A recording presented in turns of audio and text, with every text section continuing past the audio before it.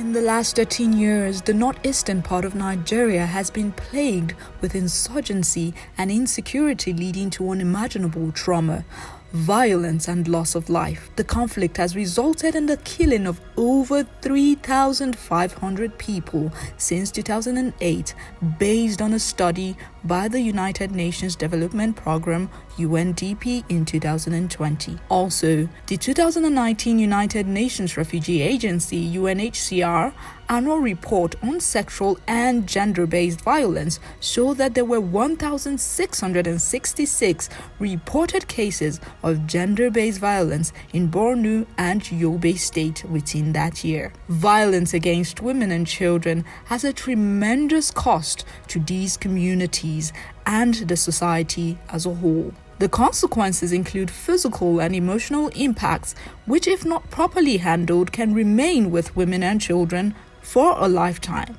Violence against women is an extreme manifestation of gender-based discrimination and gender inequality. The right of women and children to live free of violence depends on the protection of their human rights and a strong chain of justice. With the rise in gender-based violence comes the need to develop mechanisms to protect women, girls, and other vulnerable groups. Since 2020, P1, with support from UN Women, has been working to develop structures that can be trusted to ensure the protection of girls and promote the participation of women in peace and security efforts in Borno and Yobe States.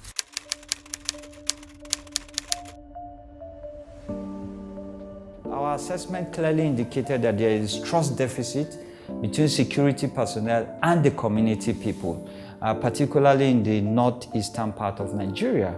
So one of the strategies we adopted with our implementing partners, P1, was to set up structures that will build confidence between the community and the security personnel. In terms of impact, I would say this project has really achieved the desired result.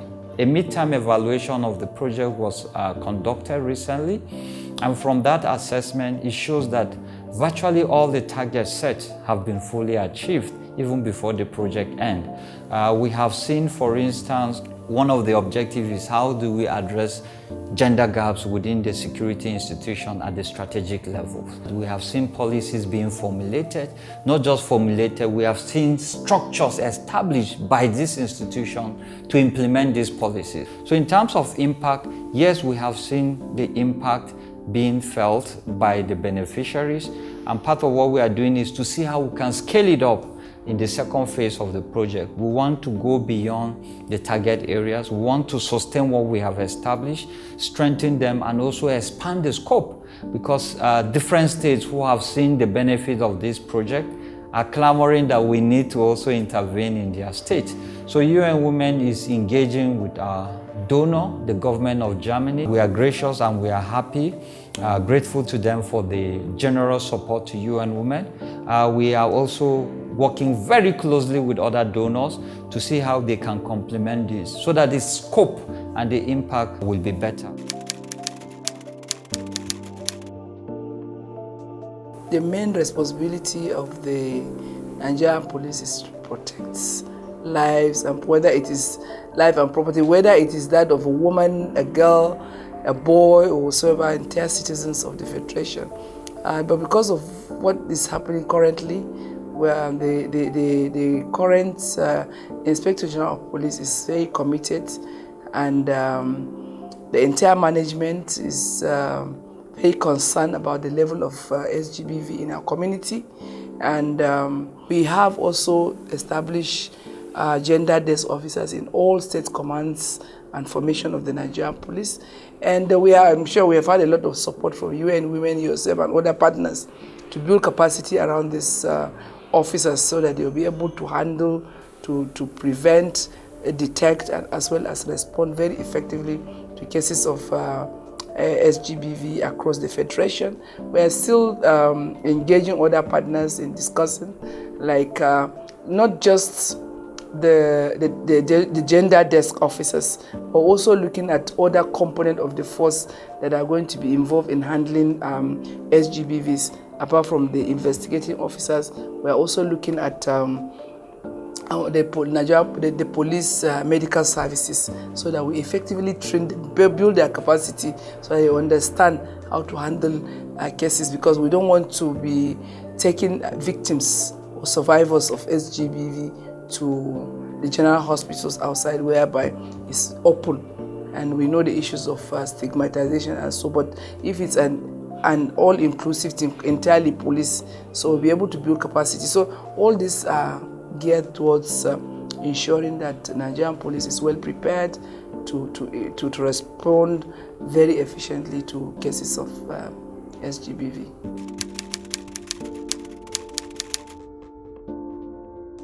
P1 has been working in the Northeast for the last 4 to 5 years, and most of our work has been centered around promoting women's participation in peace and conflict resolution issues and interventions. Our focus initially was just on creating public safety and security platforms for dialogue, and we're able to have bring stakeholders together from different sectors, including civilian, security institutions, persons from the justice sector, representatives from government, and so on and so forth. And they were able to discuss and dialogue on security issues and find solutions to security-related problems.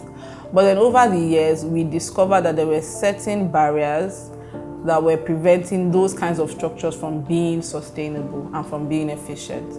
One of which was the lack of gender inclusion. We discovered that even though women were present within some of these structures, and that was just because we insisted on a quota, insisted that there be gender parity. So there was gender parity in some of these structures, but unfortunately, gender parity did not directly translate into participation. So women were present within these structures, but were not given a voice, didn't have any sort of autonomy.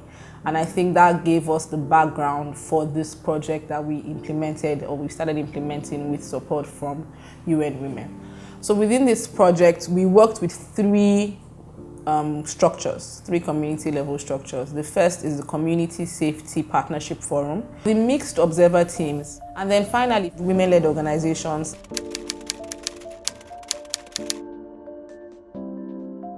Wannan abin da ya dame mu ainin ba kaɗan ba, don akwai mata ana musu fyaɗe, kamar wani dattijo kamar ni haka ma zai je samu yarinya mai shekara 12 mai shekara 10 ya ce zai amfani da ita, sai kaga ya lalata da yarinyar ta zo ta lalace kuma ta zama abin kyama a tsakanin jama'a. Kuma Allah da ikonsa da wannan kungiya ta zo tana faɗakarwa, za a aka san mahimmancin mutum sosai, kuma wannan ire-iren wannan abin ya yi sauƙi sosai, kuma aka ci gaba da yin haka ɗin watakila irin su fyaɗe da abin nan zai zama tarihi, zai wuce ma gaba ɗaya. Abin da ya sa akwai wadansu wanda tun da aka fara akwai wadansu abubuwan da ba mu sani ba daga zuwansu nan, kamar yanzu zuwan ko kamar haka mun karu sosai, kamar irin rabdin nan da sauransu, da kuma wayewa kamar community development, mu taro mu yi wani su abubuwa, mu san ce ga abin da muke yi a garuwa, da abin da ba ma yi, abin da ba ke wuni wanda ake yi na manya da yara da suke yi na da, yanzu yawanci abin duk yawan ragu. Shi ya sa yanzu mun karu ma yanda su kungiya nan da suke zuwa, mun san mun karu sosai.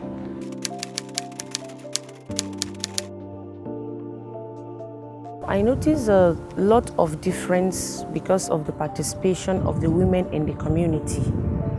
Sometimes they don't always come out, but when we came into the community, sensitized them on SGBV, gender-based violence and all related cases to this, they came out and they were fully participating in our activities. People are now aware of their rights, and they are more vigilant than before with the coming of this community safety partnership. Well, it has impacted a lot in the community because of the sensitivity of the environment we're in. Women are not free to even report, most especially issues like GBV and other forms of violence. With the formation of women-led organization, I haven't known that it is a women-led. They are free to talk with women. Women can go into their houses, into their rooms to talk with them. So it has impacted a lot, and we have given women voices so that they will reduce the culture of silence and try to report issues to women-led organizations. Funding is one of our problems. We will need the desktop, we will need everything concerning office utensils, including the stationaries. We need them because we always buy them with our own money. When we don't have money, then the thing will just go like that. We want the government to intervene because now, we are using our this thing, like transport now. If we want to go outside for any patrol or anything, we are using I'm using my motor. Fuel it, that motor, I carry my team, we go up and down. Some of the community people are expecting something from us, and we don't have something to give them.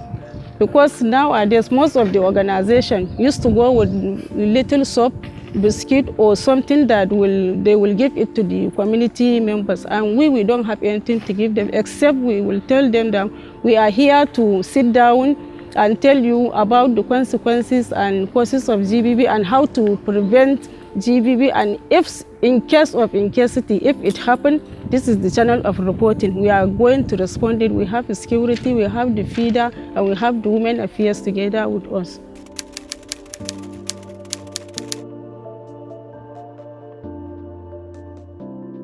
I feel like we should have different group too. We should have a young women group, and we should have a children, adolescent group, and old women group, and the middle women group. Because sometimes these young girls, they may have something to share with you, but if they notice the presence of elderly women, they withdraw themselves. They will not love to talk. So if we can have a time or a group for them separately, just for those girls, that we can have time so that they can feel free to express what they are feeling. Awareness raising is the best.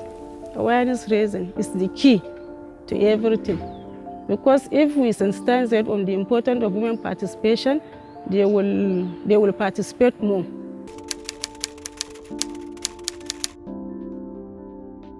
Farko dai abin da ya faru da ni mun sami sabani ne da kishiyata.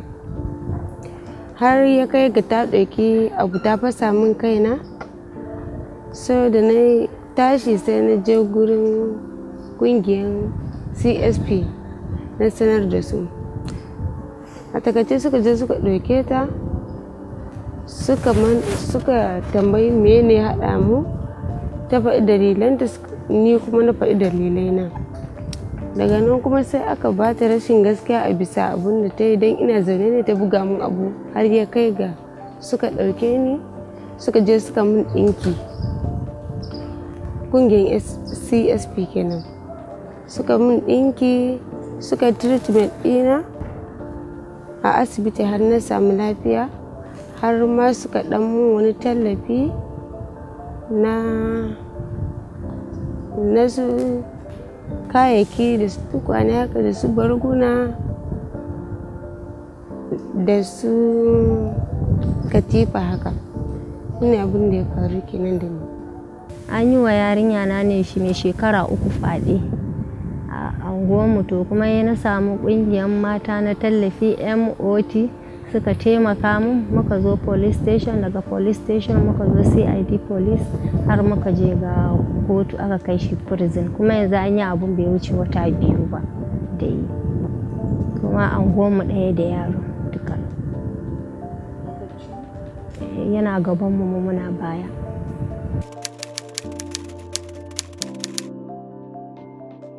So we believe that with the combination of efforts of these 3 structures and finding a way to harmonize their various activities, it's going to contribute greatly to the efforts of civilians and security agencies in the Northeast, efforts that look towards promoting peace, promoting conflict resolution, and more importantly, ensuring that women are a part of that entire process.